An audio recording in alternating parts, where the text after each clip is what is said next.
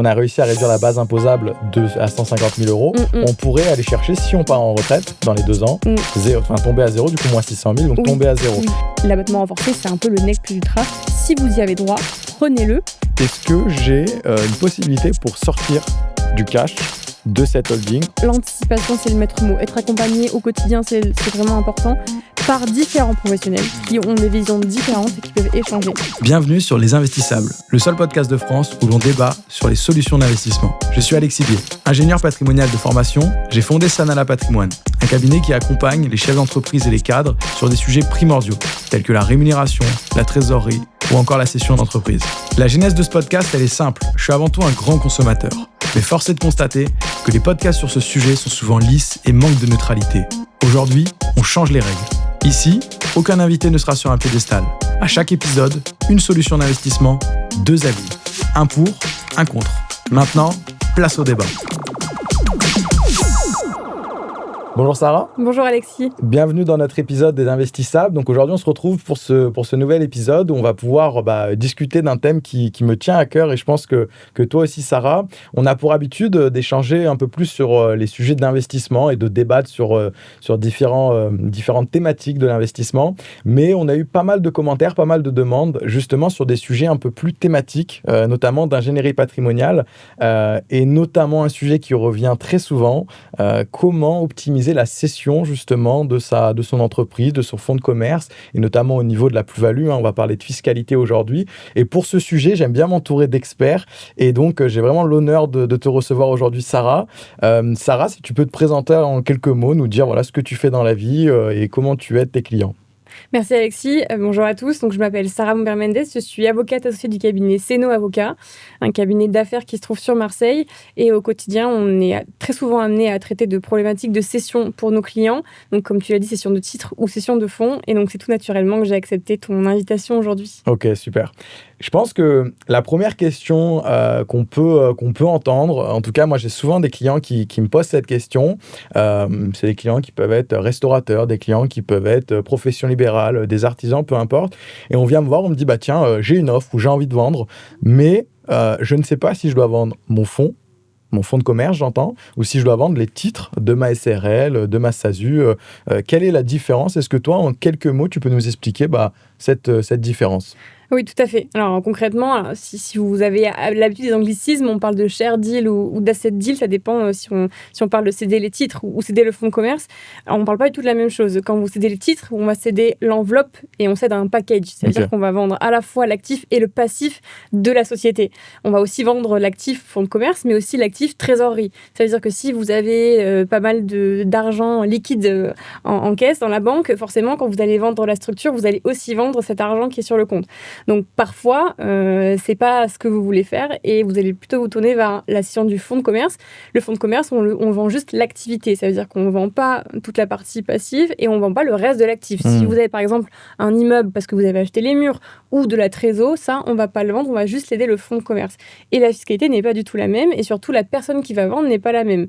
La personne qui vend les titres, c'est l'associé. Donc, c'est-à-dire peut-être une personne physique, peut-être une société. On verra plus tard que c'est pas forcément le gérant entrepreneur qui va vendre, alors que la personne qui vend le fonds de commerce, c'est la société elle-même. D'accord. Donc, c'est pas la même personne qui est concernée par la fiscalité et les impacts ne sont pas les mêmes en fonction de qui vend. Ok, hyper intéressant. Et justement, si on rentre dans le détail un petit peu de la fiscalité, quelle est la différence entre justement une SARL ou une SAS du coup qui vend son fonds versus un entrepreneur, prenons le cas d'une personne physique, ça va être peut-être plus parlant dans un premier temps, qui vend en direct les titres de son entreprise. Tout à fait. Alors du coup, si c'est la société qui va vendre, la société personne morale, bien souvent, on va dire qu'elle est sujette à l'impôt sur les sociétés, Ouais. on va dire 9 fois sur 10. Et donc elle va être imposée sur cette sortie d'actifs. En fait, elle va vendre un actif qu'elle a dans ses comptes. Et c'est cette sortie d'actifs qui va être imposée. Donc c'est la différence entre la prise de valeur, la valeur du fonds et ce qu'elle avait au moment où elle l'a créé. Donc en général, quand c'est une création de fonds, on part de zéro. Ouais. Et donc cette valeur-là va être taxée à l'IS, donc Okay. 15 ou 25%. On va dire dans le meilleur des cas, vous êtes au-dessus de 40 500 euros de bénéfices. Donc du coup, vous êtes taxé à 25%. Donc ça, c'est la partie IS société qui vend le fonds de commerce. Alors que quand vous avez une cession par une personne physique, là on parle du coup de l'associé qui vend ses titres, lui il est soumis à la flat tax, prélèvement forfaitaire unique, donc on a les deux appellations, c'est-à-dire grosso modo 30%, c'est le principe. On verra qu'on peut avoir des modalités particulières en fonction de la durée de détention et si on se soumet au barème progressif qui était la règle en amont avant le 1er janvier 2018 et qui aujourd'hui devient un peu l'exception. Ok. Donc si je comprends bien, quelqu'un qui a décidé à vendre son activité, qui décide de vendre son fonds, réellement c'est sa société qui va vendre un actif de sa structure et du coup il n'a pas encore perçu les fruits entre guillemets de cette cession. Il doit encore procéder à une réduction de capital, à un versement de dividendes pour percevoir les fruits de cette cession. Très juste, en fait, quand vous avez la cession via une société, la personne qui perçoit le prix de cession, c'est le vendeur, donc la société, et la trésorerie qui est disponible suite à la cession, forcément, elle reste dans la structure. Donc, ça veut dire que le but, in fine, c'est d'appréhender du cash au niveau de la personne physique. Il faudra une nouvelle opération juridique avec une nouvelle fiscalité pour récupérer de l'argent dans la poche directement. On est d'accord. Alors que quand on a une cession de titre, une fois que la plus-value est payée, s'il y a une plus-value, dans le meilleur des cas, là, l'argent est directement versé sur le compte de la personne physique. Ok.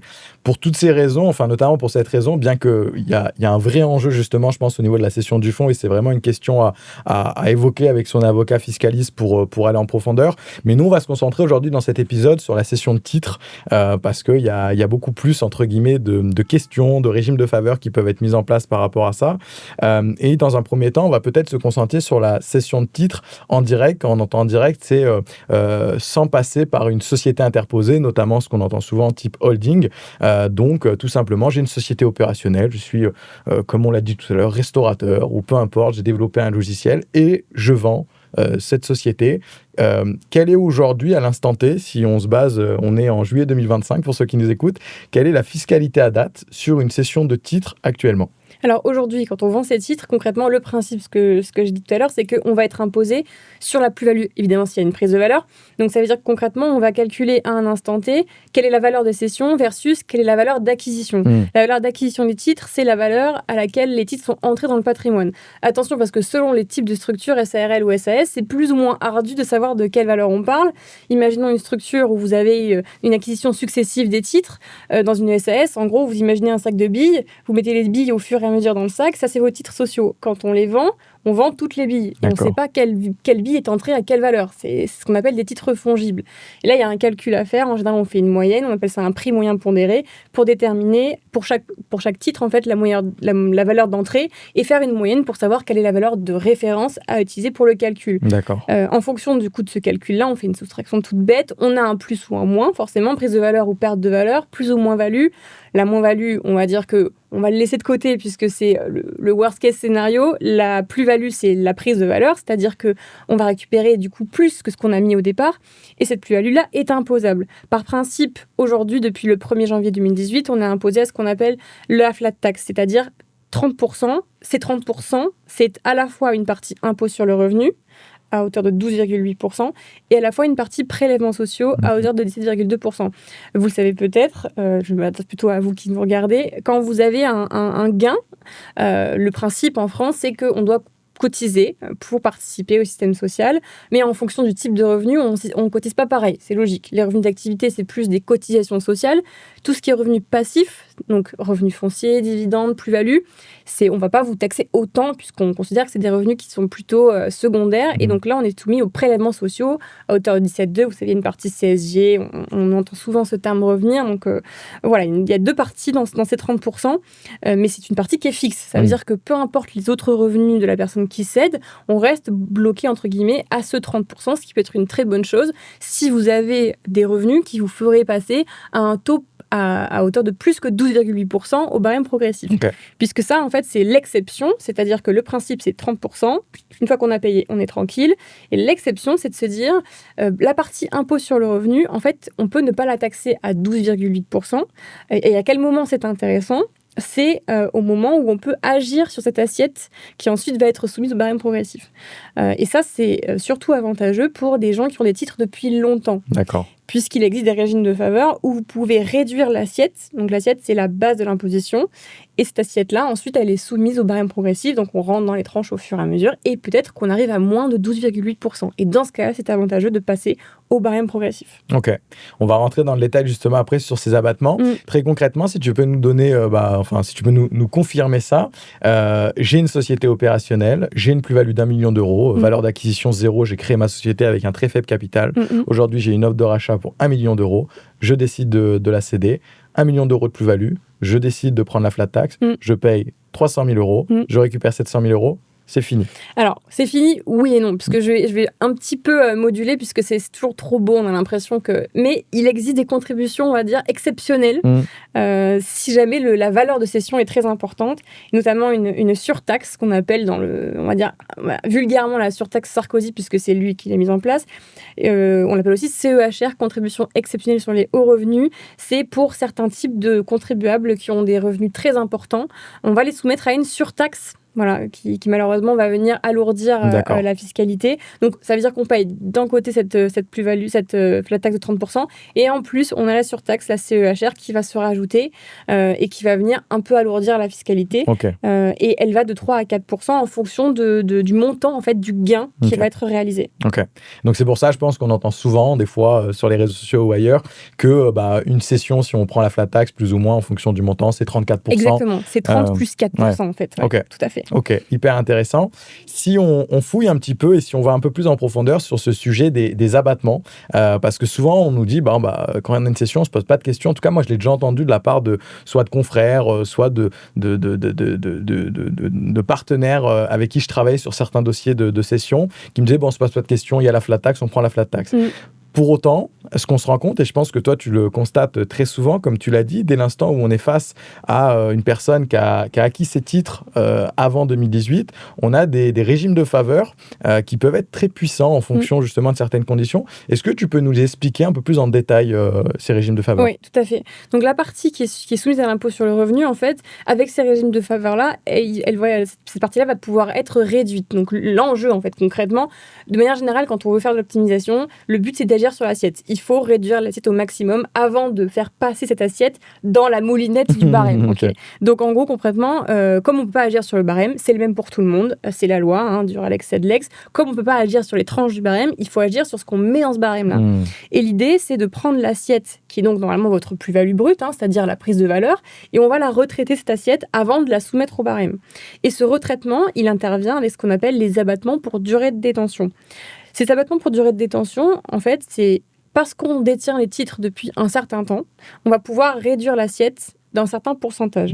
Donc, pour vulgariser, on a 55, 65, 85% au maximum d'abattement. Et c'est cette assiette abattue qui va pouvoir être ensuite réinjectée dans le barème. Ça veut dire que si on est éligible à l'abattement de 85%, la proportion qui va être soumise au barème progressif, c'est plus nos 100% à 12,8, c'est 15%.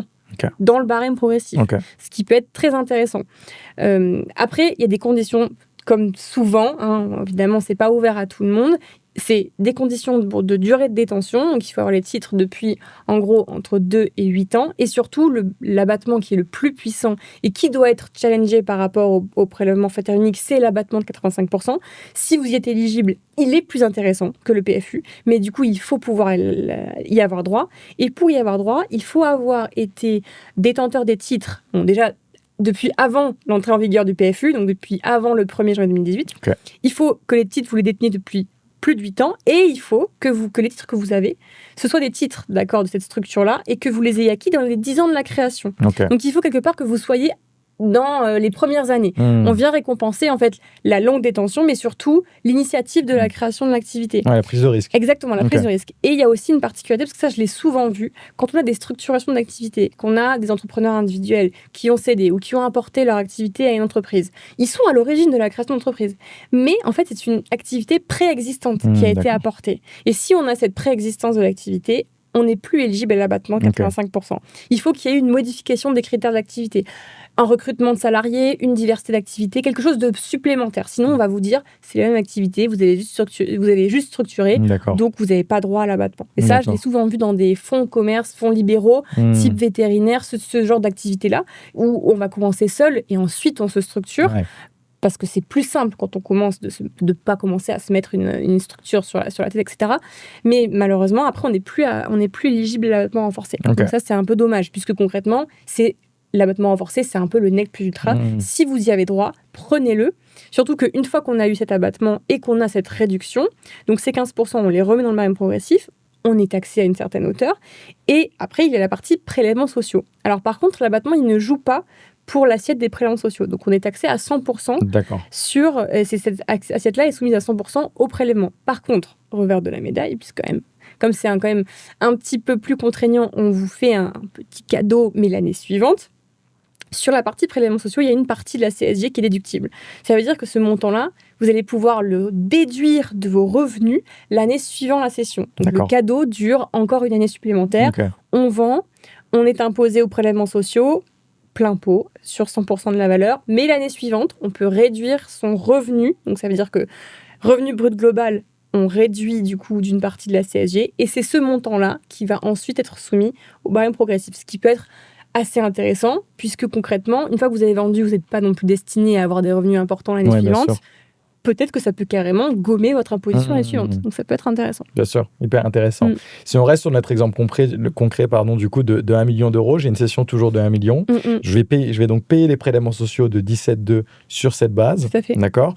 Je vais avoir une déductibilité de mes prélèvements sociaux à hauteur de 6,8%, du coup, qui vont être retranchés en N+1. Et ensuite, sur la partie IR, si j'ai choisi, en tout cas, si je suis éligible à l'abattement renforcé, je vais avoir un abattement de 85%, donc une base imposable que de 150 000 euros. Exactement. Qui va intégrer mon impôt sur le revenu et être taxé à 11, 30, 41, 45. Exactement. C'est bien ça? C'est tout à fait ça. Ok. Hyper intéressant.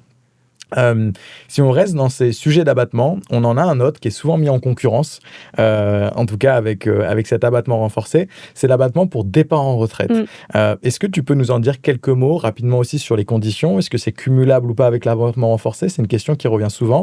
Nous expliquer en quelques mots en quoi ça consiste. Exactement. Alors, on va dire que les abattements pour durée de détention, c'est des abattements que vous pouvez utiliser n'importe quand, c'est-à-dire n'importe quelle session, dès lors que vous avez des titres depuis avant janvier 2018, des titres qui datent avant cette date-là. Dans ce cas-là, vous pouvez bénéficier de ces abattements-là. Donc là, il n'y a pas de conditions, de moment de vie, en tout cas, pour l'entrepreneur qui cède.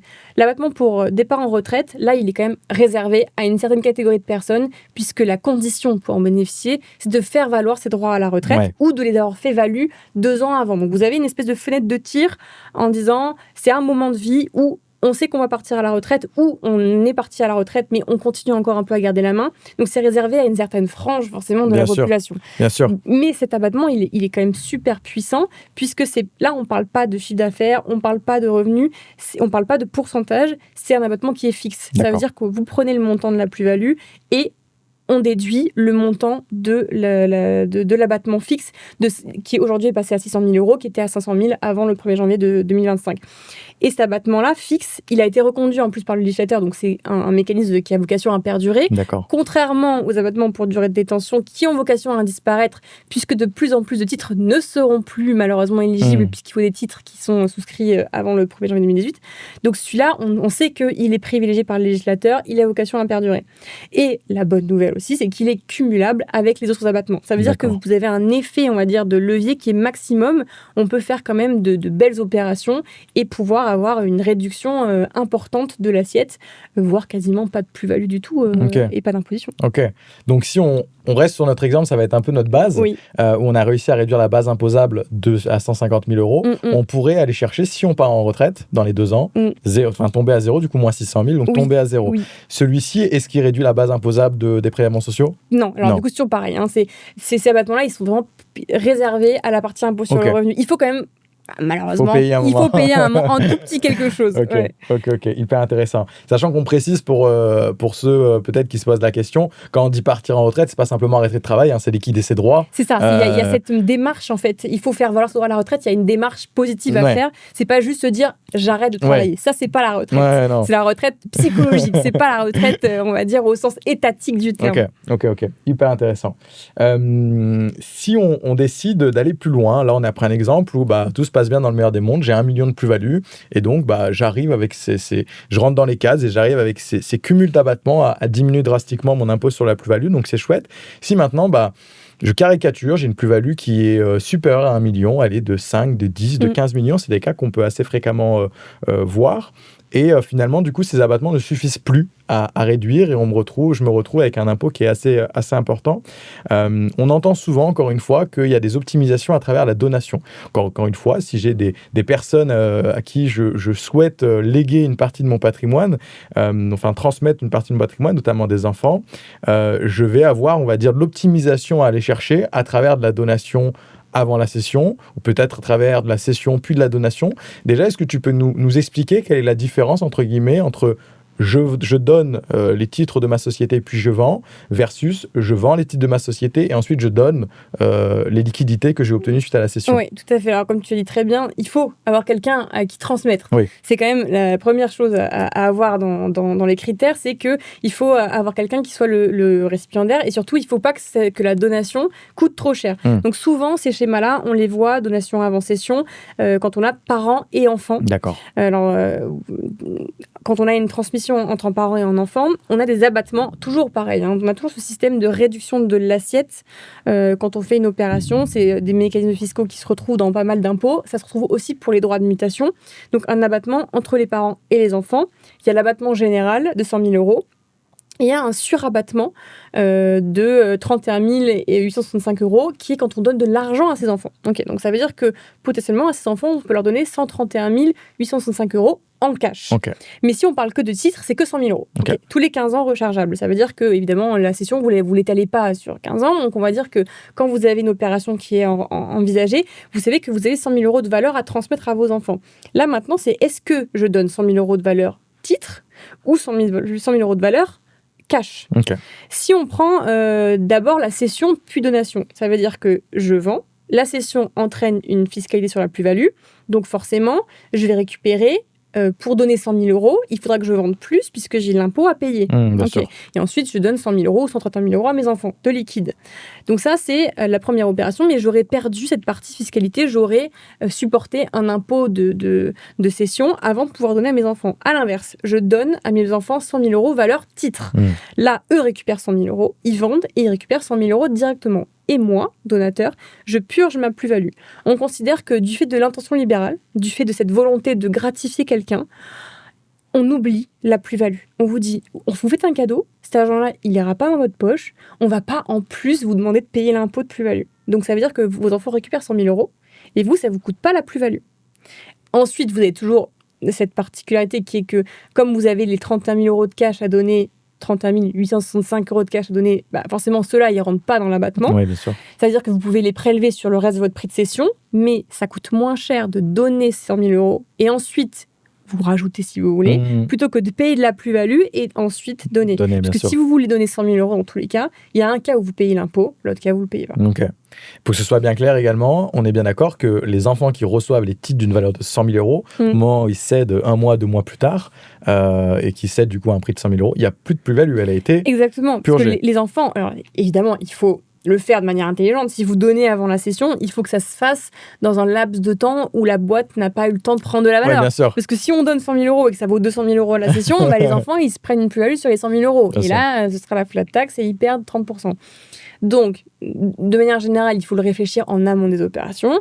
Et il faut aussi, ça je voudrais le souligner, puisque j'ai souvent la question, est-ce que cette opération, le fait de donner avant de céder, c'est pas un abus de droit? Puisque du coup, ça veut dire que, de manière tout à fait opportune, on choisit l'ordre des opérations parce que le but, c'est de payer moins d'impôts. Bien sûr. Alors, l'abus de droit, c'est toujours quelque chose où il faut l'avoir en tête. Mais dans ce type d'opération-là, l'objectif final, c'est pas de ne pas payer l'impôt. c'est de gratifier l'enfant. D'accord. C'est ça l'intérêt de l'opération. C'est vraiment patrimonial. Il y a un côté transmission qui prévaut sur le simple fait de ne pas payer l'impôt. Okay, et c'est ça qui prévaut. Et ces montages-là, ils sont validés par le législateur, ils sont validés par les services fiscaux. On n'a pas de redressement. Donc ça, pour le coup, c'est protégé. On peut le faire.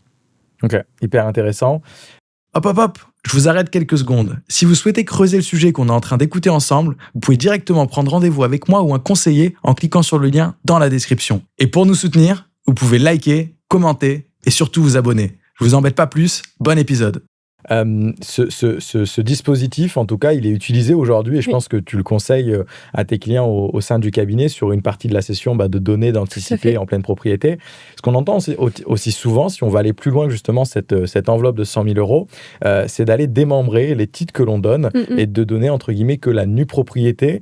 Si après tu peux nous réexpliquer justement en quoi ça consiste pour optimiser, en tout cas agrandir justement l'assiette que je peux donner et en même temps garder une partie du pouvoir aussi qui plus est. Est-ce que tu peux nous en dire deux mots justement sur cette donation en démembrement? Tout à fait. Donc, le démembrement, on va imaginer une maison, d'accord? Ça, c'est la pleine propriété. Quand vous avez la pleine propriété, vous avez l'emballage de la maison, les murs, les toits, et l'intérieur. C'est-à-dire, on peut y habiter, on peut la louer. Ça, c'est la pleine propriété. Démembrer, c'est de séparer. Donc, on voit assez bien l'image, le démembrement, on sépare en plusieurs éléments. D'un côté, l'usufruit. Donc, c'est usage plus fruit. En gros, quand vous avez une maison habitée plus louée. Et à côté de ça, la nue propriété qui est en gros l'emballage. Mais qui ne sert à rien tant qu'on n'a pas l'usufruit. D'accord. C'est une propriété qui est théorique et qui n'est vraiment utile, entre guillemets, à son détenteur que lorsque l'usufruit revient dans cette nue propriété. Et ça intervient généralement, très souvent, avec le décès de l'usufruitier. Transmettre à ses enfants en démembrement, c'est se dire, comme je ne transmets pas l'entièreté de l'enveloppe, je ne suis pas taxé sur 100% de l'assiette. Encore une fois, toujours pareil, on agit sur l'assiette. Et je transmets du coup une partie de l'assiette, je suis taxé sur une partie de la donation. Et c'est une fois que mon décès interviendra, bien souvent c'est le décès qui va venir procéder au remembrement, mes enfants seront détenteurs de la pleine propriété de ce que j'aurai transmis. Il n'y a pas de droit supplémentaire. Le remembrement, le retour de l'usufruit dans la propriété n'est pas taxé. Ça, c'est intéressant. Ça veut dire qu'on peut réduire l'assiette sans que plus tard les enfants se retrouvent à payer quelque chose. La contrepartie, en fait, c'est quoi? C'est que eux n'ont pas l'usage et n'ont pas les fruits. Ça veut dire qu'ils ne peuvent pas utiliser le bien, ils ne peuvent pas percevoir la rémunération. Si on parle de titre, concrètement, qu'est-ce que c'est l'usufruit de titre? C'est percevoir les dividendes et voter pour la perception de ces dividendes. Donc concrètement, il n'y a pas de droit pécuniaire attaché au nu propriétaire. Lui, il se comporte comme un associé, sauf pour ça, sauf pour la partie cash. Donc ça veut dire que quand je fais une donation avant cession démembrée, au-delà des 100 000 euros, ça c'est l'abattement fixe qui va être appliqué à ma valeur, je peux déjà réduire ma valeur en ne transmettant que la nue propriété à mes enfants. Et comment on fait pour savoir combien ça vaut concrètement? C'est en fonction de l'âge de l'usufruitier. Alors ça, c'est un barème un petit peu tiré par les cheveux puisqu'il n'a jamais été mis à jour depuis qu'il est en vigueur. En gros, on va partir du principe que plus vous êtes vieux, moins vous avez une espérance de vie importante et plus l'usufruit va vite revenir dans la nue propriété. Donc plus on progresse, plus la valeur nue propriété est importante, puisque le laps de temps à attendre avant de retrouver la pleine propriété est relativement court. Donc, ça veut dire quoi? Ça veut dire qu'il faut donner tôt à ses enfants pour espérer être dans les tranches basses du barème. Bon, après, on n'a pas forcément toujours le choix. Puis, il y a des gens aussi qui sont très attachés à leur possession, qui ont l'impression que donner, c'est quelque part commencer à penser à son décès. Et dans ce cas-là, ils ne préfèrent pas. Mais si vous arrivez à anticiper ou qu'on se trouve dans une situation où on donne des titres et qu'on est assez jeune, ça peut être hyper intéressant puisque concrètement, les tranches basses, là, bon, vous ne donnerez jamais dans les tranches très très basses qui sont à 10 ou 20% parce que vous n'avez pas d'enfants à ce moment-là qui sont potentiellement les bénéficiaires. Mais on va dire, quand vous êtes entre 40 et 60 ans, on peut réduire quasiment de moitié l'assiette, ce qui peut être hyper intéressant à cumuler ensuite avec les 100 000 euros d'abattement fixe. Ok. Merci beaucoup pour ces précisions.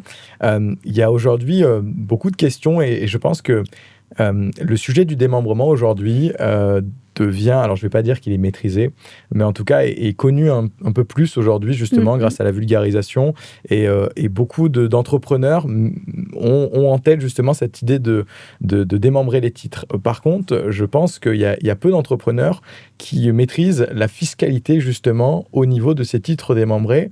Et je veux bien que tu nous éclaires là-dessus, parce que, si je ne dis pas de bêtises, je crois qu'en fonction, on va dire, de comment on va remployer les fonds suite à la cession, on va avoir plusieurs cas de figure. Un coup, c'est que l'usufruitier qui paye cette plus-value. Un coup, c'est que le nu propriétaire. Un coup, c'est un mix des deux. Est-ce que tu peux nous apporter justement ton expertise là-dessus sur comment ça se passe sur des titres démembrés? Concrètement, il y a aussi une autre question à se poser, c'est est-ce que l'usufruitier vend en même temps? Puisque là, concrètement, si on démembre, on a deux personnes titulaires différentes. Il y en a un qui est titulaire de la nue propriété et l'autre qui est titulaire de l'usufruit. Oui. Ces deux-là peuvent vendre en même temps ou pas. Okay, donc, s'il y a une vente séparée, et surtout que la vente est à destination de personnes qui ne vont pas permettre le remembrement, parce que si l'usufruitier et le propriétaire vendent à la même personne, on va avoir un remembrement, d'accord? Puisque le destinataire, lui, il récupère les deux attributs, il y a un remembrement. Donc, lui, il se retrouve plein propriétaire. D'accord. Mais on part du cas où c'est pas ça, et où chacun vend dans son coin, où chacun vend à un moment différent. Ça, opérations qui sont du coup séparées, chacun fait sa plus-value de son côté. L'usufruitier fait une plus-value sur son usufruit et le propriétaire fait une plus-value sur sa nue propriété. Ça s'entend puisque concrètement, s'il y a une cession qui est séparée comme ça ou forcément pas au même destinataire, on peut considérer qu'il n'y a pas une entente des différentes personnes et que du coup, comme vous ne pouvez pas forcer l'usufruitier à vendre en même temps que vous, c'est la personne qui achète qui sait qu'il ne va pas acheter la même propriété. Mais comme il n'y a pas de concertation en fait, entre les acteurs, c'est plus simple de dire chacun paye sa plus-value dans son coin. Ok, ça c'est le premier cas de figure. Mais on peut avoir un autre cas de figure où l'usufruitier et le propriétaire vendent à la même personne. Ok, et dans ce cas-là, ils vont récupérer de l'argent. Là, il y a deux questions à se poser. Est-ce que l'argent est utilisé? Est-ce qu'il est placé sur quelque chose qui est lui-même démembré? Parce qu'on pourrait très bien imaginer une cession et l'argent est versé sur un compte bancaire, par exemple, et ce compte bancaire est lui-même démembré. Ça veut dire contrat de capi. Plutôt. Contrat de capi. C'est plutôt. Vraiment, ça sert à rien de le mettre sur un compte bancaire. On est d'accord. Donc, il y a une vente conjointe de l'usufruitier et du propriétaire, et l'argent, donc qui est le remploi concrètement de la cession, va être lui-même placé sur quelque chose qui est démembré. D'accord. Donc, on a un report du démembrement. Dans ce cas-là, concrètement, on n'est pas dans le cas de figure où chacun vend de son côté, chacun fait une plus-value, ok, mais la question c'est qui est imposé. S'il y a un report de ce démembrement, ce qui peut arriver, ok. Dans ce cas du report du démembrement, là, il n'y a que le nu propriétaire qui va être redevable de la plus-value. D'accord. Et il y a l'autre cas de figure qui est de se dire l'argent, en fait, n'est attribué qu'à l'usufruitier. Ça peut arriver aussi, puisque concrètement, l'usufruitier, souvent le parent garde l'usufruit parce qu'il considère que c'est de l'argent qui peut l'aider pour sa retraite.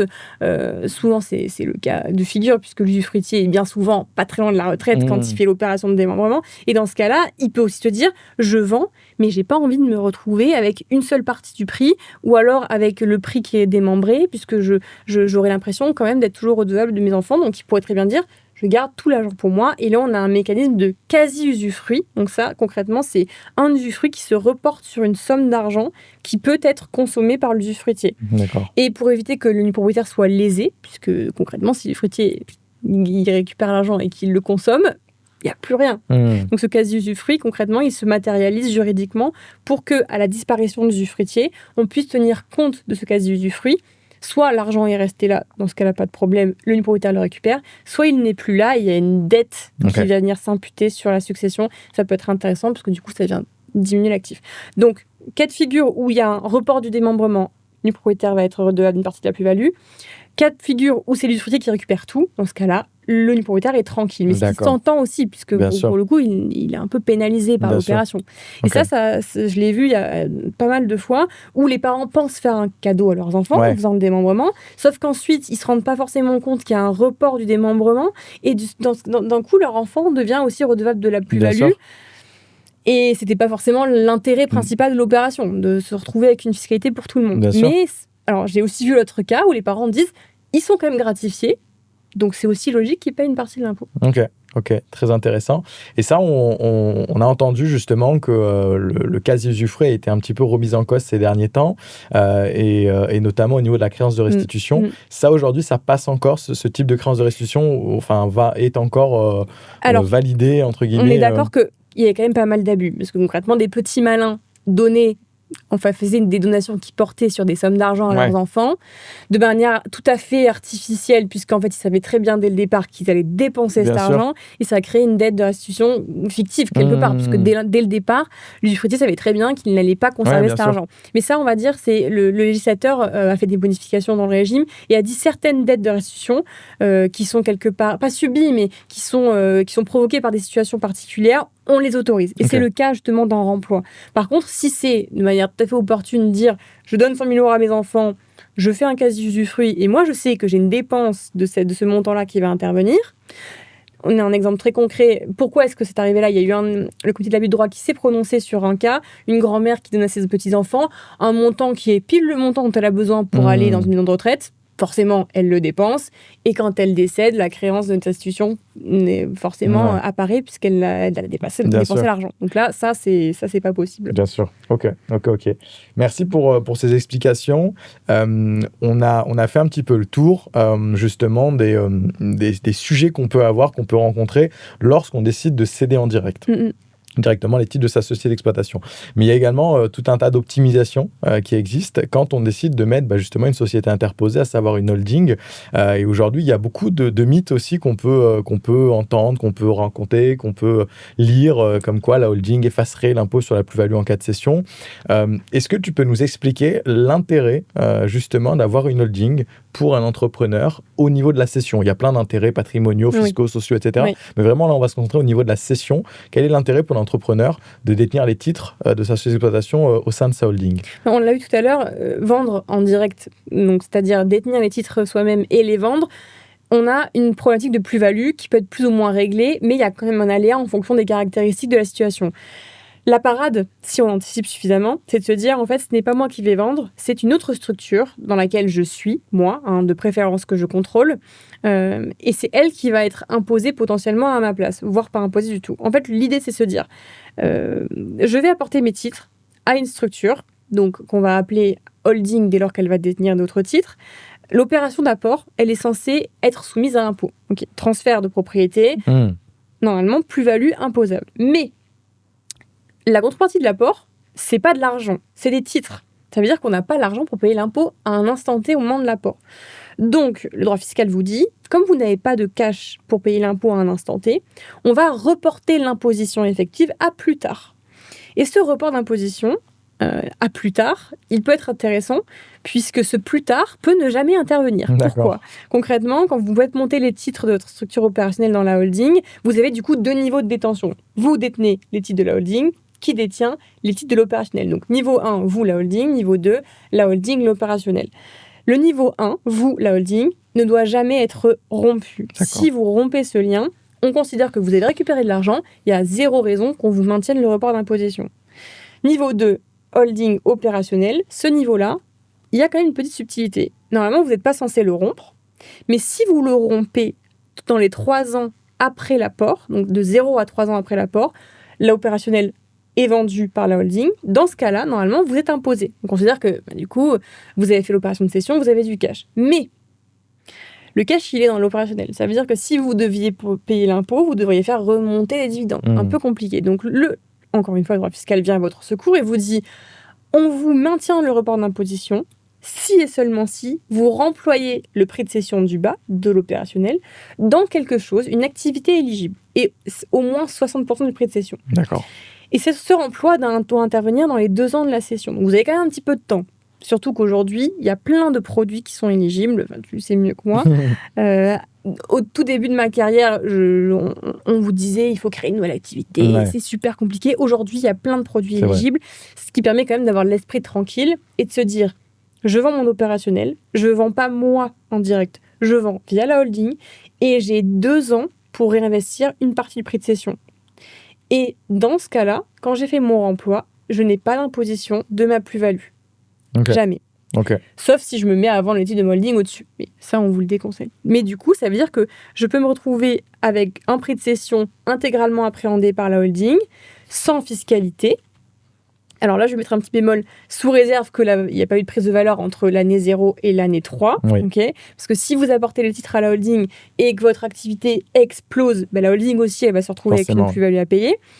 Si c'est au bout de 2 ans, vous avez une fiscalité une niche qui s'appelle la niche copée, c'est on ne vous taxe pas à 25%, on vous taxe à 12% de la prise de valeur, c'est-à-dire 3%, 12 fois 25%. Donc ça peut être intéressant aussi. C'est une réduction des coûts qui est quand même assez facile à obtenir. Les conditions, c'est pas non plus, c'est juste des titres depuis plus de 2 ans, donc ça devrait aller. Mais en respectant toutes ces conditions-là, on peut récupérer de l'argent dans la holding sans fiscalité au niveau de la personne physique. D'accord. Ça, c'est quand même assez intéressant, puisque versus si j'avais vendu à titre perso, peut-être que j'aurais pris 30% d'impôt et basta. Bien sûr. Ok, très intéressant. Donc ça, ce que tu évoques, c'est ce qu'on appelle communément le 150 obétaire. Parce qu'on le voit souvent pareil. Exactement. Donc c'est le 150 obétaire. Aussi important de le rappeler pour le coup sur la partie de remploi, ce que tu disais, les 60% dans les 2 ans. J'ai souvent la question, moi en clientèle, c'est l'engagement qui prime et non pas d'avoir réellement déplacé les fonds. Parce qu'aujourd'hui, sur des fonds qui peuvent être conséquents, des placements à 100 000, 1 million, 5 millions, on n'a pas forcément tout de suite la capacité d'investir cette somme-là. C'est vraiment l'engagement auprès d'un fonds éligible et ensuite on peut avoir un appel de fonds qui peut être fait sur une durée plus importante mais du coup donc tout ça c'est autour du 150 obétaire. Ok, très intéressant. Et justement tu disais que potentiellement on peut ne jamais le payer. Comment ça se passe la fin d'un report d'imposition comment concrètement est-ce qu'il faut mourir? Est-ce qu'il y a d'autres possibilités? Il y a plusieurs choses. Et il y a aussi vous avez évoqué la partie déclarative puisque ça je suis trop souvent, je dirais pas très, mais trop souvent sollicité là-dessus. Concrètement, une fois qu'on a fait le report d'imposition, donc ça veut dire une fois qu'on a apporté le titre à une structure, là, va rentrer quand même une partie déclarative. C'est-à-dire qu'on est censé quand même garder pour mémoire le montant de la plus-value qui, certes, n'est pas payé, mais qui potentiellement devrait être payé un jour. Ouais. Donc on doit reporter ce montant tous les ans sur sa déclaration d'impôt. Aujourd'hui, il n'existe pas de sanction à ce défaut de déclaration. D'accord. Mais si vous faites une opération il y a 10 ans, qu'on a oublié de la déclarer et qu'aujourd'hui, on vend les titres de la holding et que la plus-value doit être payée, je souhaite bon courage au professionnel qui va se retrouver à ce moment-là à calculer la plus-value. Parce que concrètement, on ne se rappelle déjà pas ce qu'on a fait il y a 2 ans en arrière, vu que ce soit à titre perso ou les pros qui travaillent avec vous, mais vu la manne d'informations qui transite en permanence, on ne peut pas se rappeler de tout. Donc j'encourage tous les pros qui font des reports à vraiment documenter et à déclarer les plus-values en report. Parce que quand on revient plusieurs années après sur ce qui a été fait, on ne se souvient plus. S'il faut repartir dans des calculs de prix d'acquisition, c'est l'enfer. Donc concrètement, petit 1, documenter son opération d'apport, documenter sa plus-value, la déclarer correctement. Ensuite, une fois qu'on a fait l'opération et qu'on a la plus-value en report, il est très possible que les parents au niveau de la holding se disent « En fait, j'aimerais bien finalement transmettre cette holding à mes enfants. » Toute réflexion faite, en fait, je me rends compte que moi, j'en ai pas l'utilité et que peut-être que mes enfants pourraient récupérer des dividendes aussi de la structure qui est en dessous. Et là, vous avez une petite parade, une purge supplémentaire du report qui est possible. Concrètement, vous allez transmettre votre holding à vos enfants. Le report est maintenu, mais en fait, vous passez la patate chaude à vos enfants. C'est eux, maintenant, c'est sur leur tête à eux que le report tient pendant une certaine durée. Et eux doivent conserver les titres pendant 5 ans. Okay. S'ils vont d'avance, c'est eux qui payent l'impôt, mais vous serez quand même délesté de l'impôt, vous aurez purgé l'impôt. Puis si vous mourrez, évidemment, bien sûr, malheureusement, on ne vous le souhaite pas, mais là, pour le coup, il n'y a plus d'impôt à payer. Là, il n'y a plus, vous n'êtes plus là. Également. Voilà. Ok. Et si on reste justement sur cette thématique qu'on a abordée tout à l'heure, le démembrement, là aussi, on peut voir certains cas, des fois, de donation de titres de la holding sur laquelle pèse un report, donation en démembrement. Là aussi, c'est un sujet qui peut être mis en place. Du coup, pareil, il faut ventiler, parce que concrètement, comme ce n'est pas l'intégralité des titres qui sont transmis, la plus-value qui est transmise en report, elle doit être ventilée en fonction de la proportion de titres transmises et de la propriété et d'usufruit. Pareil, donc ça veut dire que si on transmet aux enfants et que les enfants vendent et pas vous, ce qui est hautement improbable, mais on ne sait jamais. Dans ce cas-là, c'est seulement la partie des enfants qui va tomber et pas la vôtre. D'accord. Ok. Intéressant.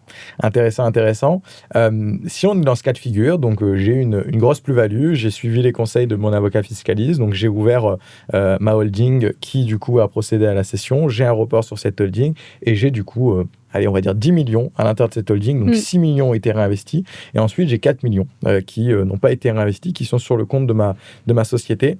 Concrètement, est-ce que j'ai une possibilité pour sortir du cash de cette holding, ou est-ce que je suis condamné à avoir ce réceptacle sans forcément pouvoir aller le chercher? Alors, du coup, au niveau de la holding ou au niveau de l'opérationnel? Au niveau de la holding. Ok. Bah, alors, du coup, toujours pareil, il y a toujours cette opération de distribution de dividendes où vous pouvez toujours récupérer, mais quelque part, du coup, c'est choisi, c'est pas subi. Okay. Quand il y a une cession en direct, on vend, on paye, point. Quand il y a une distribution de dividendes, c'est vous qui choisissez. Donc, ça veut dire qu'on peut aussi choisir la temporalité, savoir aussi que dès lors qu'on distribue, on paye, mais au moins vous le savez. Et il y a ce côté en fait maîtrise qu'il n'y a pas quand on fait une cession de titres où on vend tout et on est obligé de vendre bien souvent, et dans ce cas-là on paye. Là, c'est vous qui avez la main. Ça veut dire que si on veut se distribuer un petit peu une année puis la suivante, tant qu'il y a des réserves ou du bénéfice distribuable évidemment, dans ce cas-là c'est vous qui gardez la main. Ça peut être intéressant. Ok, donc c'est très important ce que tu dis. Faut qu'il y ait du bénéfice. Donc, faut avoir généré, entre guillemets, de la plus-value sur nos placements qu'on a pu réaliser pour pouvoir... Exactement. D'accord, ok, ça va pas être sur cette base-là. C'est vrai que bien souvent, il faut faire quand même la différence entre trésorerie distribuable et bénéfice distribuable. C'est qu'on peut avoir du cash dans la société et pas pouvoir le distribuer parce qu'il n'y a pas de réserve ou de bénéfice. Dans ce cas-là, la seule manière de faire, c'est de réduire le capital et de rembourser le titre à l'associé. Donc, c'est pas forcément le plus important. Et en plus, ça fait tomber potentiellement le report. Donc, bien sûr. Pas terrible. Ok. Intéressant. On a des fois des questions, en tout cas, moi, j'en ai déjà eu, je pense que toi aussi, de personnes qui se disent, ok, est-ce que je peux pousser un petit peu le bouchon à l'extrême, vivre avec cette holding et notamment y loger ma résidence principale, acheter mon bateau, etc.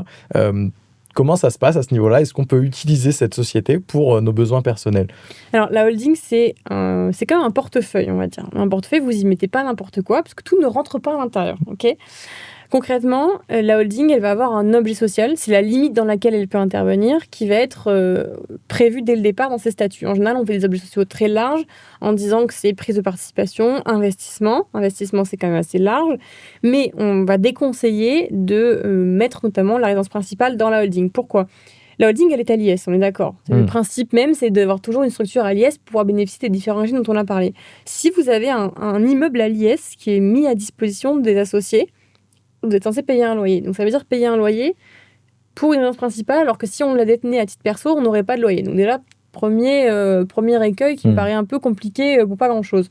Ensuite, si on veut vendre la résidence principale, quand on la vend, elle a un régime d'exonération, elle est protégée par le droit fiscal. Si vous la vendez, vous n'avez pas imposé sur la prise de valeur. C'est pas le cas quand on la détient via une société IS. Dans ce cas, donc, ça veut dire qu'on va potentiellement payer de l'impôt, alors que si on la détenait à titre perso, on n'aurait pas eu d'imposition à payer. Donc, c'est-à-dire payer un loyer pour quelque chose qui est complètement à nous, mais juste détenu par une structure, et potentiellement payer de l'impôt à la cession, alors qu'on n'aurait pu rien être exonéré. Donc, pour ces deux raisons-là, on va sortir la résidence principale de la holding. Okay.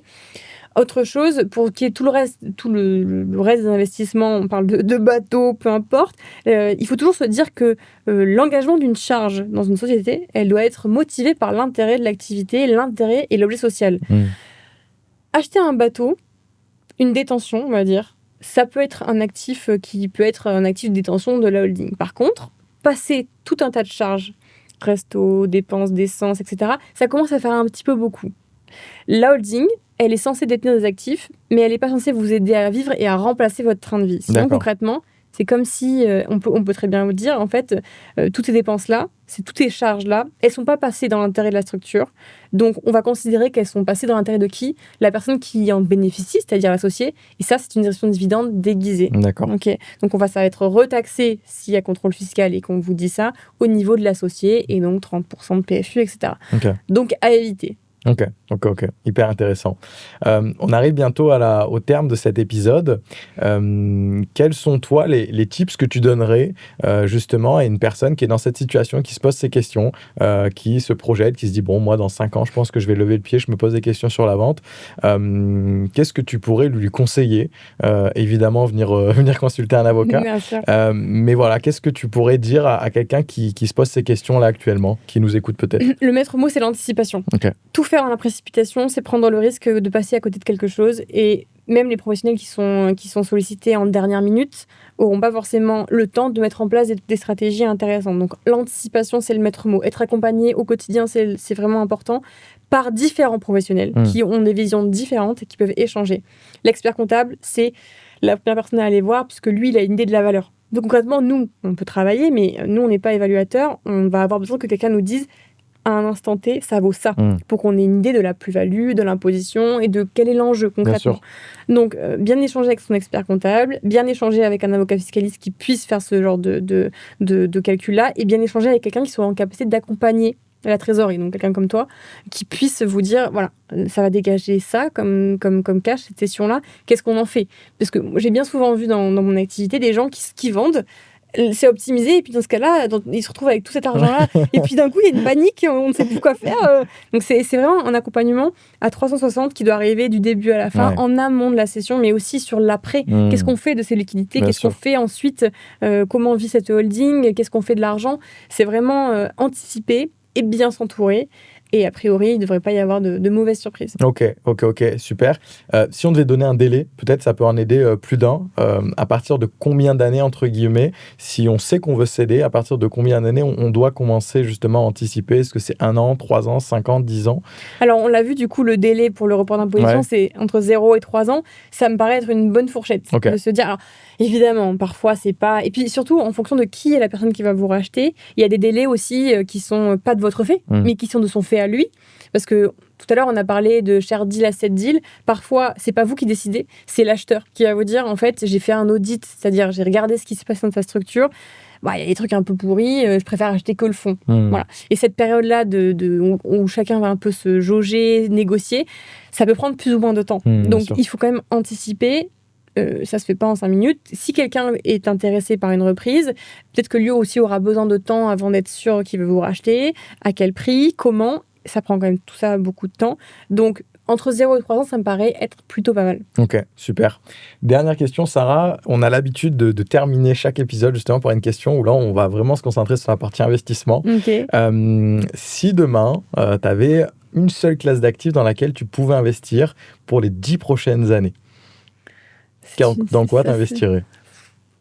Alors, je voudrais pas faire du greenwashing, mais quelque chose de durable et d'orienté vers l'environnement. Je sais qu'aujourd'hui, il y a quand même des fonds qui sont orientés développement durable et qui ont des colorations, on va dire, assez green. Donc, je m'orienterai vers là, puisque concrètement, les préoccupations écologiques, c'est au centre de tout. Et même nous, qui avons des professions qui sont parfois un peu éloignées de ce type de préoccupations, c'est bien de remettre ça quand même au centre de la table. Donc, je dirais plutôt en placement financier, du coup, je pense que c'est quand même assez intéressant. Il y a quand même beaucoup d'offres de produits. C'est clair, aujourd'hui, oui. C'est plutôt ça, et avec une coloration plutôt verte. Ok, super. En tout cas, ravi d'avoir pu échanger avec toi. Je pense qu'on a pu apporter beaucoup de valeur sur ce sujet. Je te remercie pour ton expertise.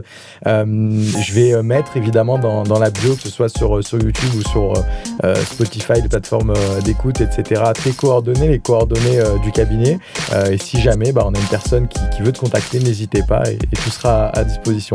Merci beaucoup. Merci beaucoup, Alexis. À bientôt. Au revoir.